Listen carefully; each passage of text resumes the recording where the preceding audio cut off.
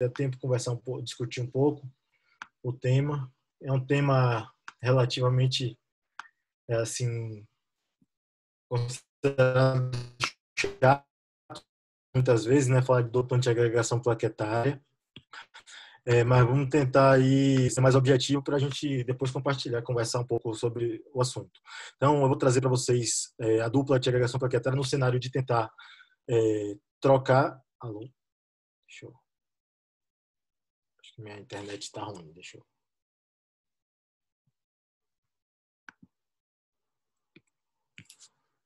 Vocês estão me ouvindo? Estamos. Eu estou. Tá? Deixa eu só mudar aqui minha internet.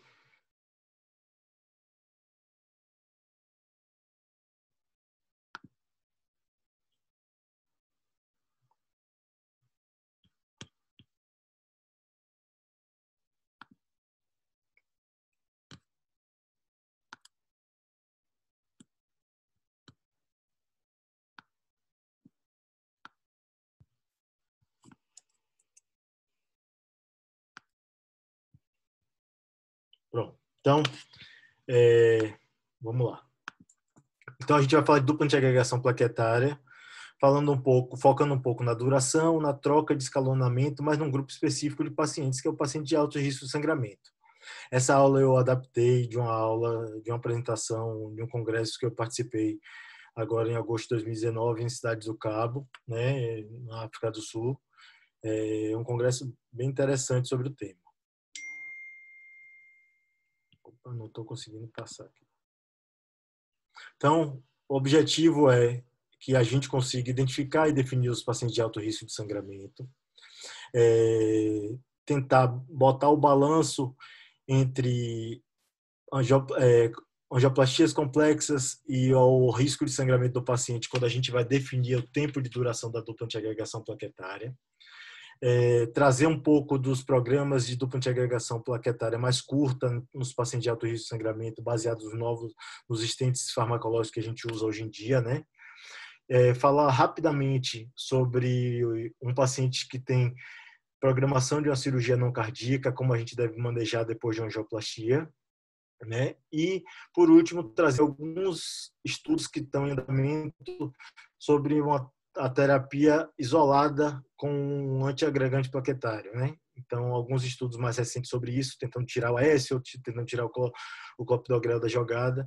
Eu acho que vale a pena a gente falar um pouco disso mais para frente. Então, primeiramente, eu acho que é importante a gente pensar por que a gente faz uma avaliação do risco de sangramento e da dupla antiagregação plaquetária em sua duração. Primeiro, porque a gente já sabe que, uma vez que a gente bota o stent, é uma prótese, existe o processo cicatricial, o processo de endotelização desse stent, e os stents farmacológicos, principalmente, eles têm drogas antiproliferativas que reduziram as taxas de eventos isquêmicos, mas, por outro lado,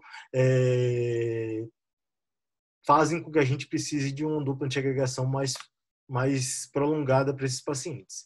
E aí a gente vai para o lado do paciente, pesando o risco de sangramento dele e o risco isquêmico. A partir dessa fusão e dessa balança entre as duas coisas que a gente define o tempo de nossa dupla antiagregação plaquetária.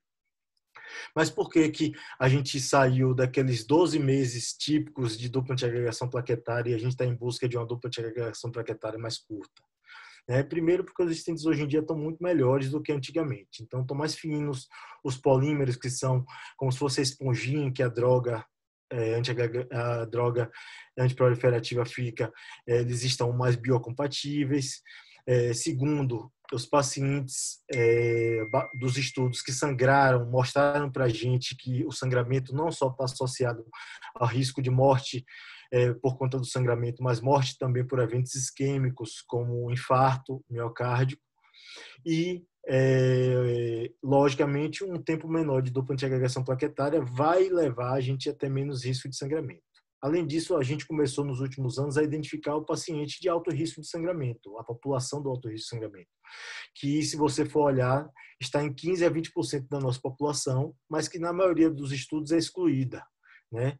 E sempre que a gente via um paciente que a gente achava que era alto risco de sangramento, que a gente escolhia era o quê? Botar um stent convencional, não bota o stent farmacológico, e aí a gente dá 4 semanas de dupla antiagregação e está tudo bem. Eu resolvi a vida desse paciente. Só que a gente sabe que o stent farmacológico, em relação aos eventos isquêmicos, é muito superior ao stent convencional. Além disso, algumas características trazem para a gente atenção quanto ao risco de sangramento. A gente está lidando com a população cada vez mais idosa, mais comorbidades, câncer, doença renal, a gente vai falar de câncer inclusive hoje na aula da Reddor depois, pacientes com alterações das séries sanguíneas, né? Pacientes com história de sangramento cerebrovascular, paciente com sangramento durante a própria internação hospitalar, sangramento gastrointestinal. Os pacientes estão usando muitas vezes medicações em polifarmácia, né? Então, usando os novos anticoagulantes orais, pacientes usando corticoides, ou aquilo que a gente vai falar mais para frente rapidamente, que é um paciente que a gente botou stent, mas que ele vai precisar de cirurgia. Definir os pacientes de alto risco de sangramento às vezes é difícil, né? Só no olho. Então, aqui a gente vê um paciente de 60 anos, que a gente pode fazer uma estimativa de risco só olhando, e aqui uma paciente de 97 anos, que é totalmente diferente.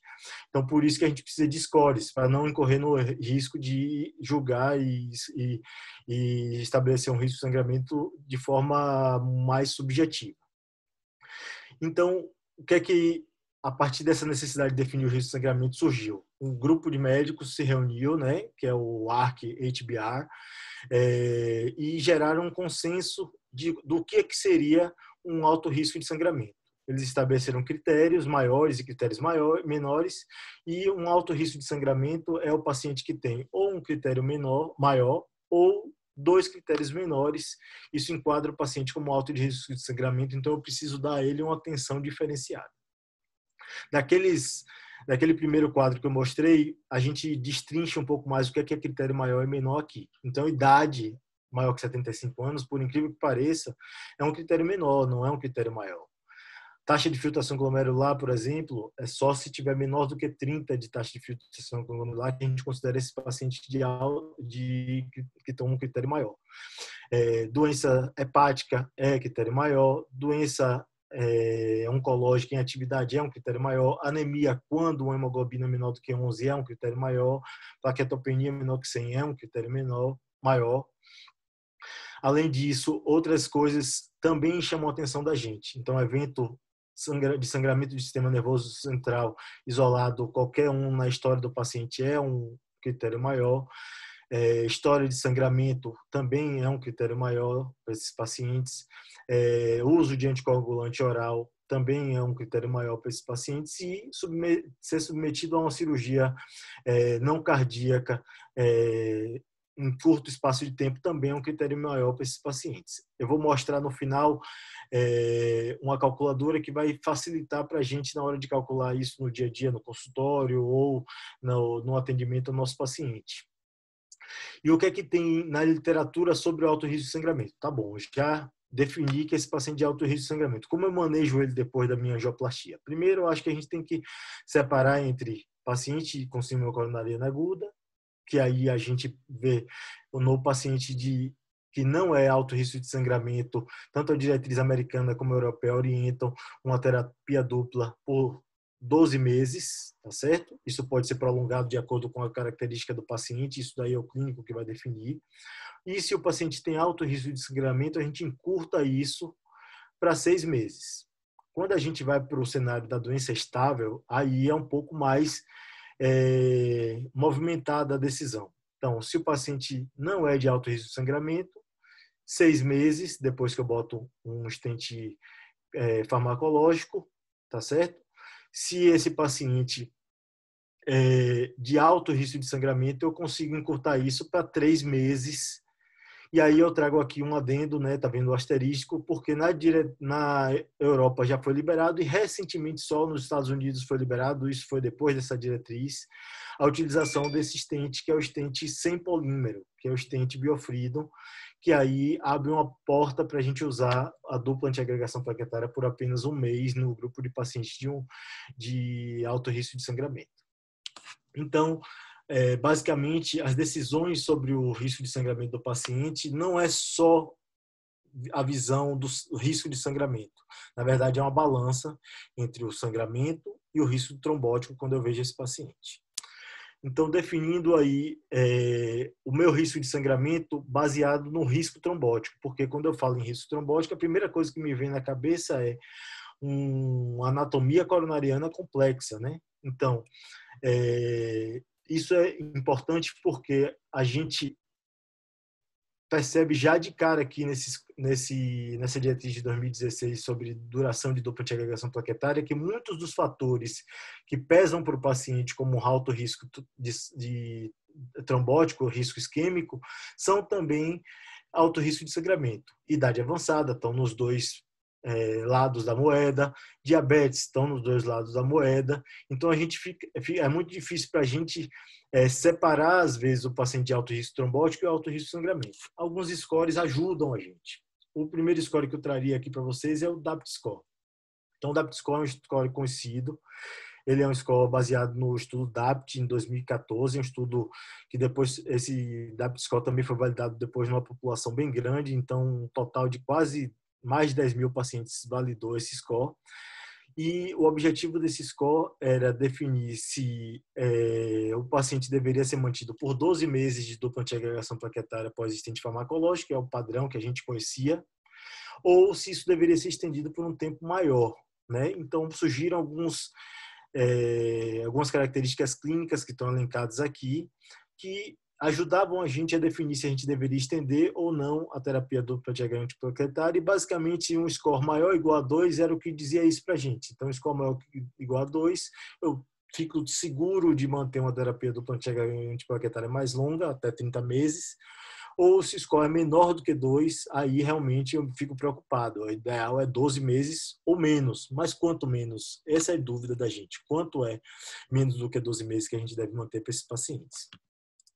Então, só para mostrar realmente que a complexidade da anatomia coronariana pesa na nossa decisão de dar uma dupla antiagregação plaquetária mais longa, eu trago aqui essa análise de quase 9 mil pacientes, né, que foram separados quanto à complexidade da anatomia coronária. Aqui eu trago estratos de complexidade que, para a gente que faz hemodinâmica, são bem conhecidos. Então, tratar 3 vasos durante o procedimento de intervenção, tratar com 3 stents, bifurcação com 2 stents, lesões com mais do que 60 milímetros de extensão, oclusão coronária crônica. Esses são pacientes que realmente para a gente são de alto risco trombótico. E o que a gente vê aqui nessa tabelinha do lado é que quanto maior é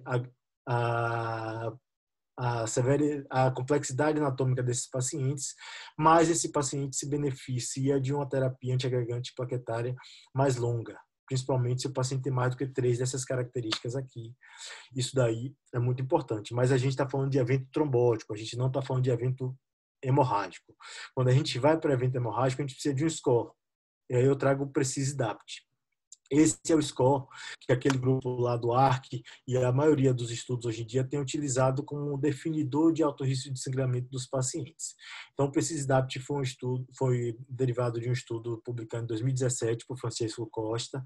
Esse PRECISE-DAPT depois ele foi validado numa população de também quase 10 mil pacientes. E o que trouxe para a gente é que 5 características identificadas favoreceram a nossa possibilidade de identificar o paciente de alto risco de sangramento. Então, a hemoglobina do paciente, a contagem de leucócitos do paciente, a idade do paciente, a função renal do nosso paciente e a história de um sangramento prévio. E aqui a gente vê os extratos acima de 25 pelo PRECISE-DAPT é o paciente de alto risco de sangramento, e a gente vê que realmente a taxa de sangramento aumenta proporcionalmente, tanto o sangramento menor como o sangramento maior, à medida que o risco de sangramento desse paciente vai sendo identificado pelo PRECISE-DAPT como aumentado. E aí o Francisco Costa, nessa brilhante análise, ele fez o quê? Ele pegou o PRECISE-DAPT e aí tentou validar o PRECISE-DAPT e correlacionar num grupo de pacientes com complexidade anatômica aumentada. Então, pegou quase 15 mil pacientes né? Tem alguns brasileiros, inclusive, aqui participando dessa análise. E aí tentou ver o que é que pesa mais. É alto risco de sangramento ou alto risco trombótico para esses pacientes, quando eu preciso definir quanto tempo de dupla antiagregação plaquetária eu devo dar. Então, a resposta está aqui nesse slide. Então, o que é que o Francisco Costa identificou? Que se realmente o paciente tem um precisidapte baixo, lógico, a complexidade anatômica desse paciente pesa para eu dar uma terapia antiplaquetária mais longa, tá certo? Então é para eu dar. Mas se esse paciente tem um precisidapte aumentado, esse paciente ele não se beneficia de uma terapia dupla antiplaquetária longa. Esse paciente ele se beneficia de uma terapia antiplaquetária curta, mostrando para a gente que o risco de sangramento nessa balança pesa mais do que o risco trombótico do paciente. Então, se eu tenho um paciente com alto risco trombótico avaliado pelo precisidapte, a anatomia coronariana dele pode ser complexa quanto for, parece que a estratégia melhor é deixar um tempo de dura para antiagregação plaquetária mais curta. E quais os programas que a gente tem de estratégia de terapia antiagregante plaquetária mais curta com os stents que a gente usa no dia a dia, né? Porque uma vez que eu já sei que esses pacientes de risco de sangramento precisam reduzir o tempo de terapia antiagregante plaquetária, como é que eu faço isso com os stents farmacológicos? Então, o primeiro stent que eu trago é o stent Biofrido. Então, eu trago primeiro uma análise do estudo Leaders-Free. Eu vou detalhar mais o que é o estudo Leaders-Free nos próximos slides, mas aqui eu já trago de cara uma análise do Biofreedom em pacientes com anatomia coronariana complexa. Esse estudo foi apresentado como Late Break Clinical Trials no EuroPCR de 2018, publicado na revista Eurointervention. E aí o que a gente vê é que os pacientes desse subestudo do Leaders Free realmente eram pacientes complexos, né? 667 pacientes. Você vê aqui que 75% dos pacientes tinham 3 stents, e as outras características que eu já tinha citado, como que são características de pacientes de alto risco trombótico. E aí o que a gente identifica aqui é que nesse grupo de pacientes complexos fica mais evidente o benefício da utilização de stent farmacológico versus stent convencional. Então, o estudo Leaders-Free que eu vou mostrar, ele aqui mostrou que stent farmacológico Biofreedom versus stent convencional reduziu infarto de forma significativa e reduziu trombose de stent de forma significativa no grupo de pacientes complexos, sem grande alteração no risco de sangramento, na incidência de sangramento desse grupo de pacientes. Então, resumidamente, trazendo o estudo Leaders-Free que foi citado anteriormente, o estudo Leaders-Free foi o primeiro estudo específico em pacientes de alto risco de sangramento. Foram 2.400 pacientes com alto risco de sangramento que foram submetidos a implante de stent Biofreedom. O stent Biofreedom é um stent sem polímero, ou seja, não tem esponjinha que libera a droga antiproliferativa. A droga antiproliferativa ela é incrustada no metal do stent, por isso esse stent é um stent um pouco mais calibroso, mais espesso, em comparação com o stent convencional, tá certo? E a proposta desse estudo era dar uma dupla antiagregação plaquetária por 1 mês apenas. O objetivo primário de segurança do estudo era o desfecho composto de eventos isquêmicos, né? Morte, infarto e trombose em 1 ano. Era um estudo de inferioridade, mas também tinha poder para superioridade. E aí o que a gente vê no estudo Leaders-Free, nos resultados, é que o desfecho primário foi muito benéfico para o stent Biofreedom, de forma significativa, como vocês estão vendo aqui, principalmente às custas de redução de revascularização da lesão alvo e também por redução da taxa de infarto, por todas as causas, no grupo que utilizou o stent farmacológico. Então, pela primeira vez, a gente vê que um stent farmacológico levou a gente a suspender a dupla antiagregação por 1 mês, isso ser benéfico versus o stent convencional. lógico, num grupo de pacientes de alto risco de sangramento. Existem outros estudos aqui também em andamento, com esse mesmo objetivo de reduzir o tempo de dupla antiagregação plaquetária, mas eu trouxe para vocês basicamente mais 3, porque são stents que a gente usa no dia a dia. Então, o primeiro estudo que eu trago é o Senior, que é do stent Synergy, que vocês já devem ter visto a gente utilizar no dia a dia. O stent Synergy é o stent de everolimus, a droga, e que tem um polímero bioabsorvível. Então, esse primeiro estudo foi feito em pacientes basicamente idosos, acima de 75 anos. E nesse grupo de pacientes idosos, a suspensão de dupla antiagregação com um mês versus o stent convencional realmente se mostrou benéfico. Tá certo? Mas o que é que a gente identifica analisando com mais calma esse estudo? Foi um estudo que incluiu principalmente pacientes estáveis, tá certo? Cerca de 50% a 60% desses pacientes eram estáveis e justamente esse grupo foi o grupo que tomou dupla antiagregação por pelo menos um mês. E quando a gente vai para avaliar se esses pacientes eram realmente de alto risco de sangramento, que a gente vê pelo score Paris, que é um score que era utilizado antigamente, somente 1/3 dos pacientes, né, eram realmente de alto risco de sangramento, apesar da idade mais avançada desses pacientes. E realmente, quando a gente vai para o desfecho principal do estudo, a taxa de combinada de eventos isquêmicos foi reduzida no grupo que usou o stent farmacológico Synergy versus o stent convencional. O outro estudo, que também é de um stent que a gente usa muito no dia a dia, que é o stent Science, é um stent de everolimus também, mas com um polímero que não é bioabsorvível, um polímero durável. Esse é o estudo STOP-DAPT. O STOP-DAPT foi um estudo também publicado recentemente, em 2019, se eu não me engano. É um estudo que foi feito no Japão, com muitos pacientes, e a estratégia do estudo foi incluir pacientes visando estratégia de dupla antiagregação com um mês ou com 12 meses. Esses pacientes eram submetidos a angioplastia usando o stent Science, e aí eles eram randomizados para terapia com clopidogrel apenas após um mês ou terapia dupla padrão após um mês, visando a busca dos resultados em até 5 anos, tá certo? A análise foi uma análise de não inferioridade. E aí o que a gente viu nos resultados desse estudo, né? Primeiro eu trago aqui as características clínicas do paciente. Mais uma vez, é um estudo com muitos pacientes estáveis, né? Então 60% dos pacientes eram doentes estáveis, em que o risco de sangramento desses pacientes pelo score Paris também não era um risco de sangramento tão alto, então só 20% dos pacientes eram de alto risco de sangramento.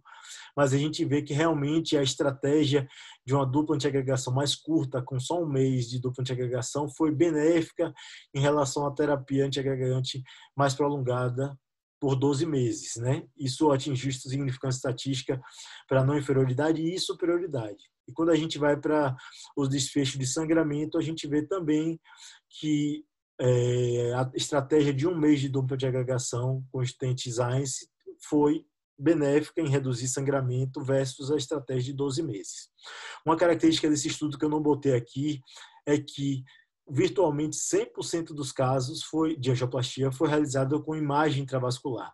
Então, essa é uma característica desse estudo, que a gente não tem dúvida hoje em dia de que a imagem intravascular faz com que a gente otimize os resultados do paciente, mas infelizmente isso não é a realidade em todos os centros, em todos os países. Então a gente não consegue realmente usar em todos os pacientes imagem intravascular, mas a gente espera que realmente o benefício da imagem intravascular realmente venha posteriormente nos próximos estudos. E por último eu trago o estudo Onyx One, que foi publicado agora em 2020. O stent desse estudo é o stent Onyx, Resolute Onyx, que é um stent de isotarolimus, né? O isotarolimus uma droga que já foi testada com terapia antiagregante mais curta em outros estudos, e nesse estudo específico foi testado com o Biofreedom, que a gente tinha citado como o primeiro stent lá, que foi testado especificamente em pacientes de alto risco de sangramento. Esse foi um estudo, então, muito interessante, porque também visou deixar uma terapia dupla só por um mês e ver comparativamente os dois stents.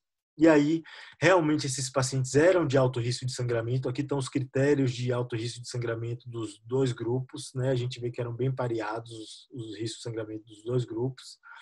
E isso se mostrou no resultado do estudo, em que a incidência de sangramento nos dois grupos foi uma incidência bem significante, uma incidência de quase 40% de sangramento. Então, esses pacientes eram realmente de alto risco de sangramento. E aí, o que a gente vê nos resultados desse estudo? Que, comparativamente ao stent sem polímero, o stent Onyx, Resolute Onyx, foi não inferior em todos os desfechos estudados. Então, no desfecho primário combinado de eventos isquêmicos, né, de MACE, também na taxa de trombose de stent e na taxa de infarto também não houve significância estatística, ou seja, foi não inferior esses dois stents. E mais importante do que isso, eu acho que essa é a principal mensagem para a gente que vê os pacientes de alto risco de sangramento, é de que esse stent, que é um stent com design mais moderno, mais fino, quando comparado com o stent sem polímero, que é o stent Biofreedom, que a gente vê esse stent como mais calibroso, de um design um pouco menos moderno, apesar disso, desse design um pouco menos moderno, não houve diferença estatisticamente significante de falência da lesão culpada, lesão alvo, no decorrer dos 12 meses de seguimento desse estudo. Então, os stents parecem ser bem comparáveis. Aqui eu trago para vocês um caso, uma publicação nossa, né, recente. Esse foi um caso em que eu considero importante trazer aqui para vocês, porque trata um pouco das estratégias para lidar com paciente de alto risco de sangramento. Então, era um paciente idoso, octogenário, que a gente sabia que ele tinha alto risco de sangramento quando foi indicado o cateterismo cardíaco dele, porque ele era um paciente hepatopata crônico, cirrose por álcool, com baixo peso, além da idade, plaquetopenia. Então, a gente foi para o cateterismo com uma visão mais conservadora. Fazendo o cateterismo, o que a gente identificou foi que esse paciente tinha uma lesão intermediária na artéria coronária direita, uma lesão intermediária na artéria CX, circunflexa, e uma lesão significativa, grave, suboclusiva na artéria descendente anterior. Discutimos e a opção foi por esse procedimento foi via radial, com a punção da veia antecubital. Fizemos uma avaliação funcional das lesões intermediárias, né, a coronária direita e a artéria circunflexa, em que foi descartada a presença de isquemia significativa nesses dois territórios, e a gente fez o tratamento da lesão suboclusiva da artéria descendente anterior, na bifurcação aqui com esse diagonal, com o implante de um stent sem polímero, um stent Biofreedom, e aí esse paciente teve uma evolução inicial excelente. No 30º dia,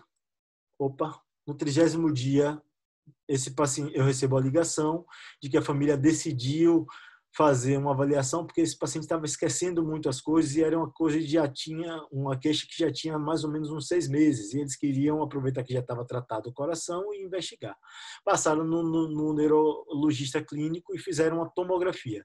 E, para nossa surpresa, essa é a tomografia do paciente no 30º dia pós-implante de stent.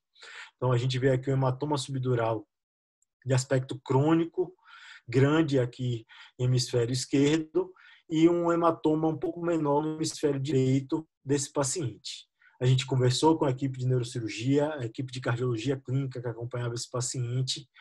A estratégia foi uma estratégia conservadora, e o fato de a gente ter utilizado um stent que permitia a dupla antiagregação por 1 mês só, a gente suspendeu a terapia antiagregante plaquetária desse paciente, e esse paciente continua até hoje muito bem.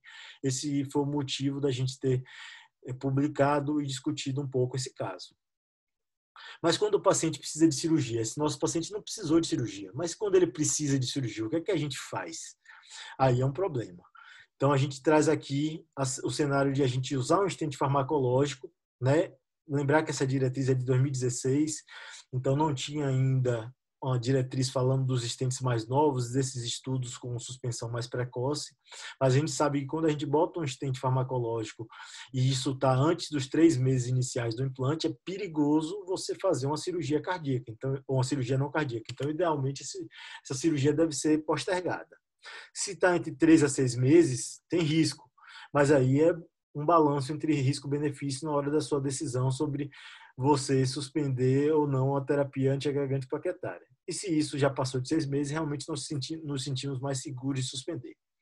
Mas e no paciente de alto risco de sangramento? Esse é o único cenário que eu trouxe para vocês, que eu acho que ajuda nossos colegas cardiologistas clínicos no manejo desse paciente. O paciente é de altíssimo risco trombótico e altíssimo risco de sangramento também. O que é que eu faço? Então, se meu paciente está usando prasugrel como segunda terapia antiplaquetária, lógico, idealmente eu tenho que manter o AS desse paciente para cirurgia. Hoje em dia, basicamente, só as neurocirurgias ou cirurgias de fundo de olho que têm orientação formal de você suspender o AS nesses pacientes. Então, tirando esses dois cenários, eu suspendo o segundo antiagregante plaquetário, no caso do prasugrel, 7 dias, tá certo? No caso do clopidogrel e ticagrelol, 5 dias. E 3 dias antes, eu idealmente já interno esse paciente, eu inicio um inibidor de glicoproteína 2B3A. No caso mais disponível para a gente no Brasil é o tirofiban. E aí, com 4 a 6 horas antes da cirurgia que esse paciente vai ser submetida, eu suspendo essa medicação, o efeito dela é fugaz, ela já vai ter o efeito passado, e aí a gente submete esse paciente à cirurgia. 6 horas depois, 4, 6 horas depois, eu consigo reiniciar meu segundo antiagregante plaquetário, dando preferência, nesse caso, ao clopidogrel, devido à falta de estudos aí nesse cenário, especialmente para o prasugrel e ticagrelol e pelo maior risco de sangramento desses dois antiagregantes plaquetários.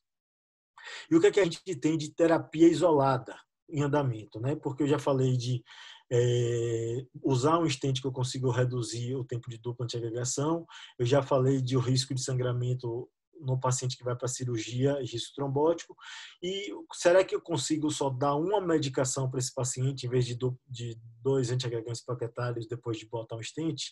Então, o primeiro estudo que eu trago para vocês é o Global Leaders, é um estudo bem conhecido, né? É um estudo bem grande, com quase 16 mil pacientes, que pegou um desses novos antiagregantes mais potentes, que é o ticagrelol, e testou dar o ticagrelol junto com aspirina por 1 mês, seguido só por ticagrelol durante 23 meses, ou fazer o esquema padrão de aspirina com clopidogrel e ticagrelol por 12 meses. Então, foi um estudo multicêntrico, randomizado, visando a superioridade, mas é um estudo que, no final das contas, foi um estudo negativo. Então, não teve benefício significativo em você dar uma estratégia mais curta de dupla de agregação e manter esse paciente só com ticagrelol por um período de tempo mais prolongado depois de 1 mês de dupla de agregação plaquetária. Então, trago aqui os resultados. Não houve mudança significativa nos desfechos isquêmicos e nos desfechos hemorrágicos também. Então, foi um estudo negativo. Mas saiu desse estudo aqui algumas informações. Existe um grupo de pacientes específico, que são os pacientes com complexidade clínica e anatômica aumentada, que esses pacientes parecem ter se beneficiado de uma estratégia mais curta de dupla antiagregação e com ticagrelol por um tempo mais prolongado, tá certo? São os pacientes que compartilham daquelas mesmas características que eu já mostrei para vocês lá anteriormente nos slides prévios. E aí, disso saiu o racional para o estudo que foi apresentado recentemente, que é o Twilight. O Twilight, eu vou falar rapidamente, ele foi um estudo que pegou esses pacientes com características clínicas de alto risco, tanto clínicas como anatômicas de alto risco, e aí estabeleceu uma estratégia que eu diria que foi um pouco mais segura do que a estratégia do Global Leaders, porque como esses pacientes eram de alto risco, eles não quiseram manter a dupla antiagregação plaquetária só por 1 mês e decidiram randomizar o paciente a partir do 3º mês. E aí esses pacientes eles ficavam ou com ticagrelol e placebo, 3.500 pacientes, ou com ticagrelol e aspirina após esses 3 meses. E aí o objetivo primário do estudo foi avaliar a não inferioridade nos desfechos isquêmicos de morte por todas as causas, infarto e AVC.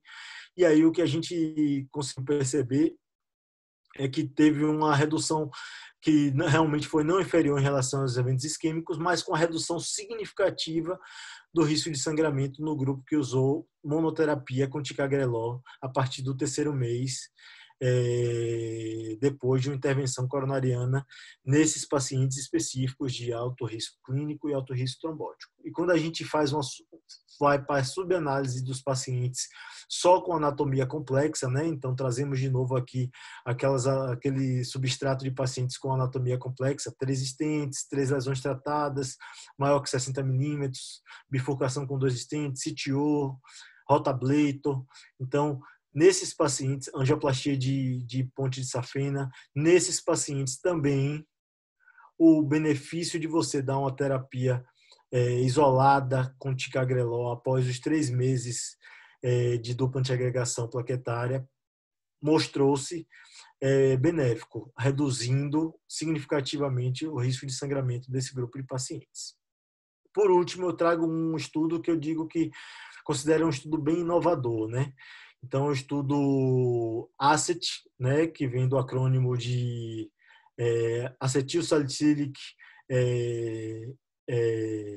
Excluding Trial, né? Então, é um estudo para tirar o AS da estratégia de terapia pós-angioplastia. Foi um estudo feito com muitos brasileiros, né? Assim, vocês vão ver que tem muitos brasileiros e foi feito basicamente no Brasil. Então, resumidamente, o estudo ACET foi um estudo que eu diria que foi um estudo piloto, né? Uma prova de um conceito, que é o conceito de você dar apenas prasugrel depois de uma angioplastia e ver como esses pacientes ficam nos primeiros 4 meses depois dessa angioplastia, né? Então, foram cerca de 200 pacientes incluídos.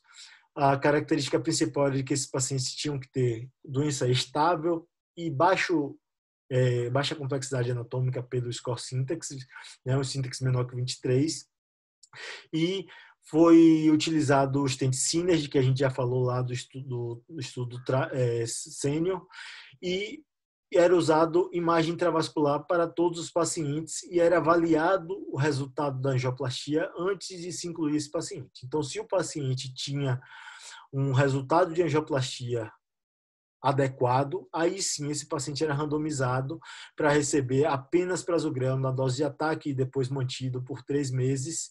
E depois desses 3 meses saiu o prasugrel e usava só o AS por um período de tempo de 4 meses. Esse estudo foi apresentado ano passado no TCT por Dr. Pedro Lemos.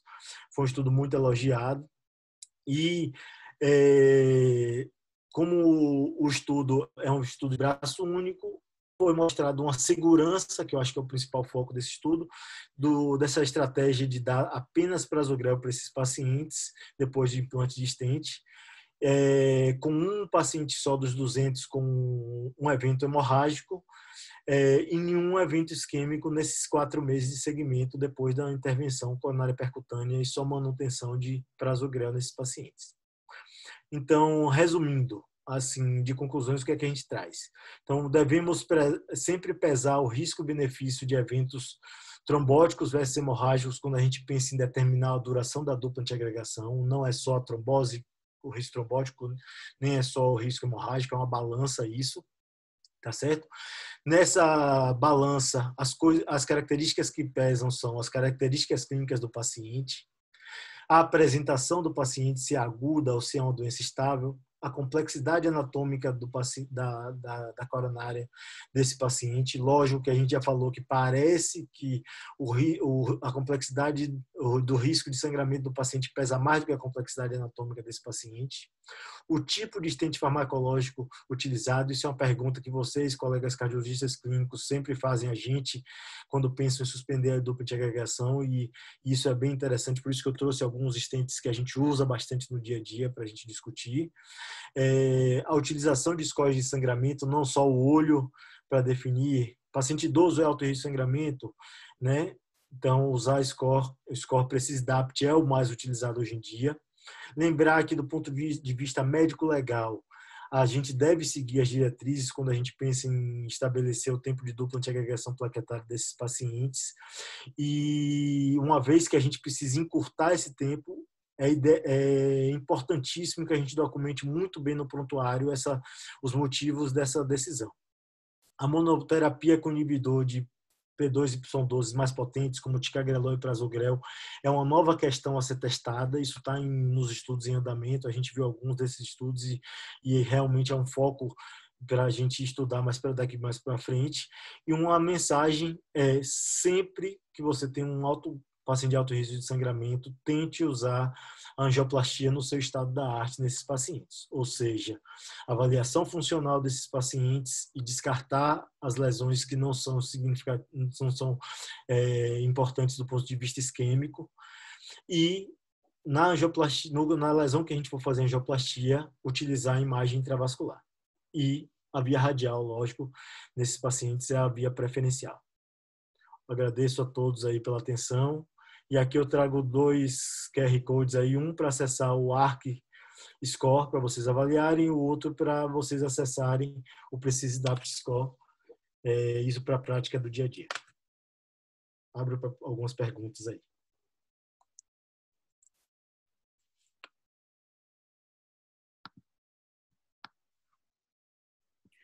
Vinícius, boa noite, parabéns, meu velho. Fantástico. Acho que foi uma aula bem completa mesmo. Eu queria ver... Ô, Vini, você pode voltar naquele slide seu que você compara o Biofreedom versus o trabalho do Biofreedom? O trabalho, ele compara o Biofreedom com o Onyx. Com stent convencional, é? Ah, sim. O Leaders Free foi stent convencional. Parece que ele só teve benefício no braço de angioplastia complexa, é isso? Não. Na verdade, sim. Nessa subanálise aqui, o benefício maior foi no grupo de angioplastia complexa. Mas aí, eu acho que a questão que a gente traz, que isso daí é um conceito que a gente sempre aprendeu na residência de cardiologia, né? Uma coronária direita com 4 milímetros e uma lesão focal, né? Que eu acho que esse é o protótipo da lesão não complexa. Realmente, nesse grupo de pacientes, o stent convencional vai bem, né, Adriano? Então, eu acho que esse é o ponto aí. Eu acho que deve ser considerado que talvez a gente não tenha conseguido evidenciar um benefício nesse grupo de pacientes entre usar um stent farmacológico e um stent convencional, né? E uma outra pergunta, Vini, eu me perdi um pouquinho aqui na hora que você falava do manejo do paciente que vai para a cirurgia com relação ao inibidor 2B3A. Sim. Você podia só repetir aquele gráfico ali? Eu volto sim, com certeza. Então, esse é o gráfico para alto risco trombótico e alto risco de sangramento. É aquele paciente que você está com medo de se correr o bicho pega, se ficar o bicho come, né? Que o paciente que botou stent com menos de 1 mês ou com menos de 3 meses e você vai fazer uma cirurgia grande, por exemplo, né? Que você não consegue deixar esse paciente com dupla antiagregação plaquetária, né? Então, a orientação aí é prasugrel, suspende 7 dias. Se for clopidogrel, ticagrelor, suspende 5 dias. Quando chega no 3º dia, antes da cirurgia, você inicia o 2B3A. E aí, com 4 ou 6 horas antes, você suspende o 2B3A e faz a sua cirurgia. E aí, na hora de voltar, você reataca com clopidogrel.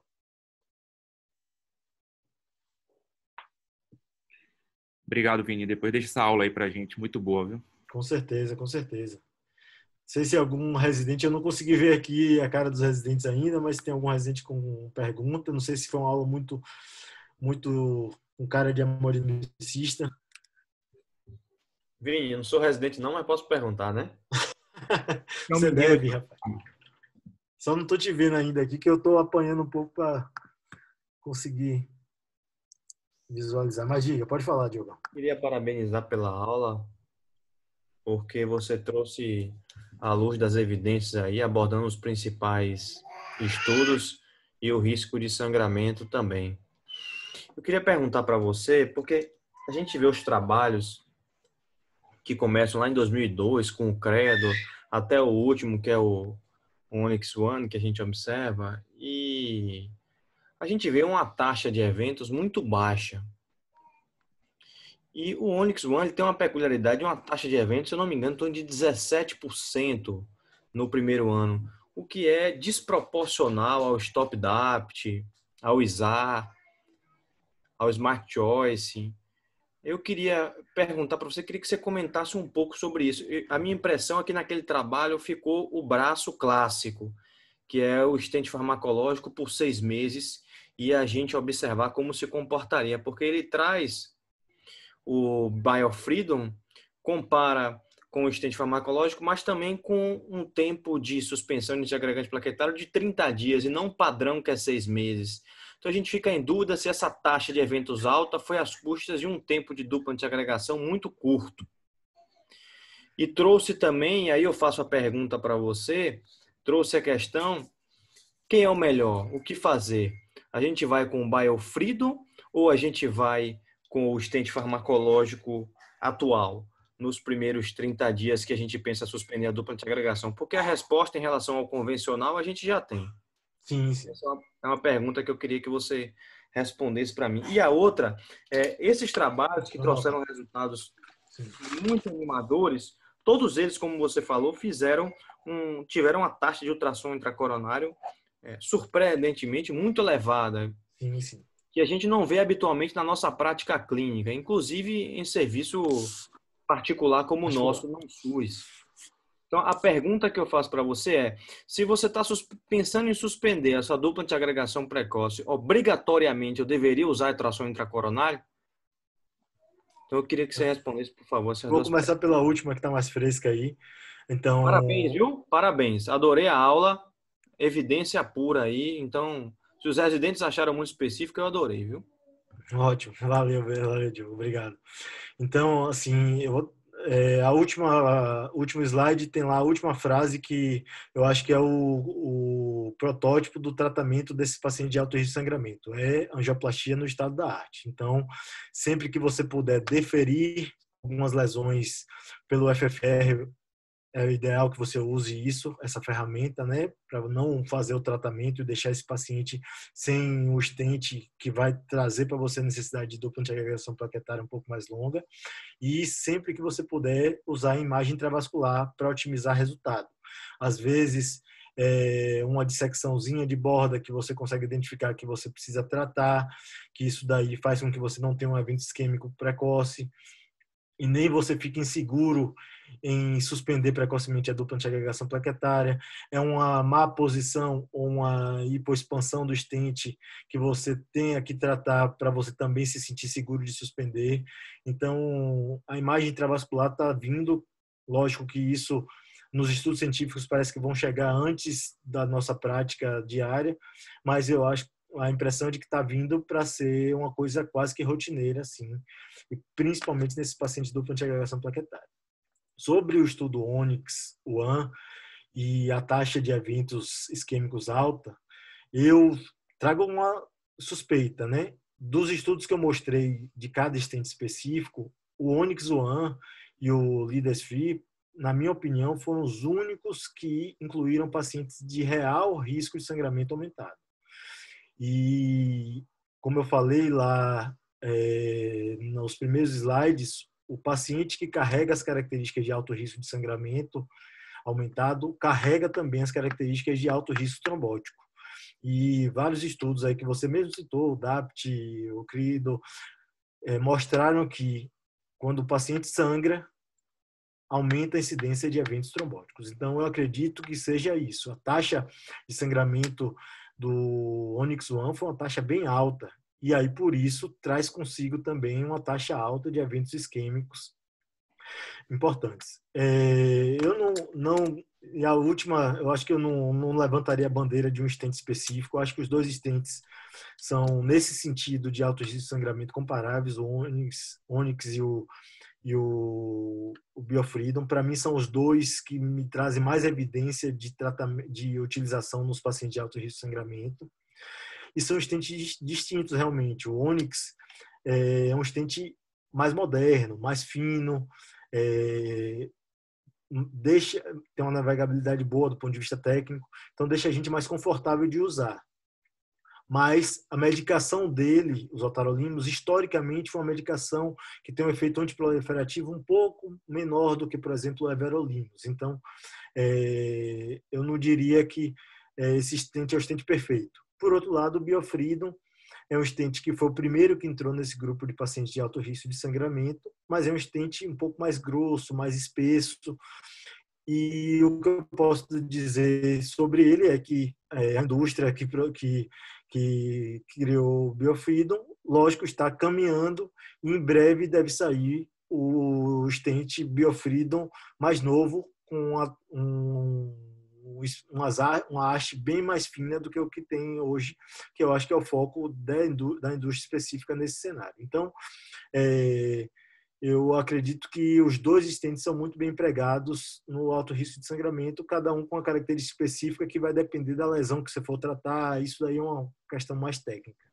Beleza, meu amigo. Obrigado, parabéns. Eu só queria complementar de que se o paciente tem evento isquêmico, ele aumenta o hemorrágico também, né? Porque toda vez que ele tem um evento isquêmico, ele vai ser anticoagulado, você vai fazer ataque dupla antiagregação plaquetária. Você vai mudar para o mais potente, né? Isso. Então tem esse viés aí também de que você suspende precoce, aí ele tem um evento isquêmico, aí você trata o evento isquêmico e sangra mais também, né? É um ciclo vicioso. Mas obrigado, um abraço aí, parabéns, viu? Ótimo, ótimo. Não sei se alguém tem mais perguntas. Vinícius, Paulo Rocha. Oi, Paulo. Na prática, porque eu estou afastado do hospital, da rotina de internamento e minha prática no ambulatório, eu tenho pouco relato do que ocorre quando a gente programa uma cirurgia eletiva em um paciente que colocou um stent recente e a gente tem que decidir suspender um dos antiagregantes plaquetários. Na prática, como é que os anestesiologistas lidam com isso? Você tem esse relato?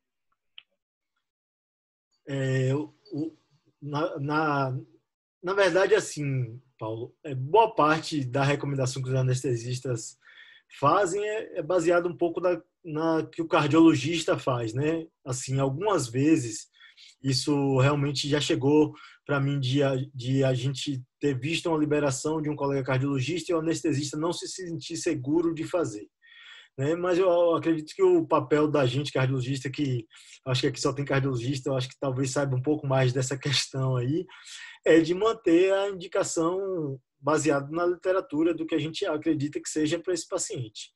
Nos pacientes de alto risco de sangramento e alto risco trombótico, minha opinião é de que esse paciente deve ser internado, e aí, depois que internado, fica mais fácil a conversa, né? Chamar o anestesista e conversar, talvez fazer uma reunião de um heart team para definir qual a melhor estratégia para esse paciente. Mas nos pacientes ambulatoriais, às vezes, o anestesista barra, mas em geral, quando ele vê uma recomendação do cardiologista, ele deixa isso passar. Inclusive, o tempo que a gente recomenda de suspensão, eles adoram prorrogar mais, né? Sim, sim. Isso. Caso duvidoso, minha impressão é de que tem que internar para poder fazer, né? Interna o paciente e aí sim, a equipe aí, Adriano, Diogo, os meninos que estão à frente dos casos aí, conversam com a anestesia e resolvem, né? Obrigado.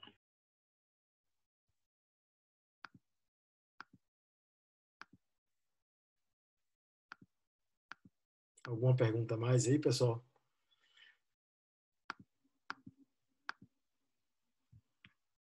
Diogo e Adriano, vocês coordenam aí, viu? A hora que tiver que encerrar. A gente tem uma reunião agora às 8, né? Vini, obrigado, viu, velho? Mais uma vez, parabéns. Aula muito boa, como o Diogo falou, cheia de evidência. E aí, depois a gente pedir aí para disponibilizar essa aula. Obrigado a todos, boa noite e até logo. Um abraço, pessoal. Obrigado aí pela presença, viu? Boa noite, pessoal. Parabéns, Vinícius.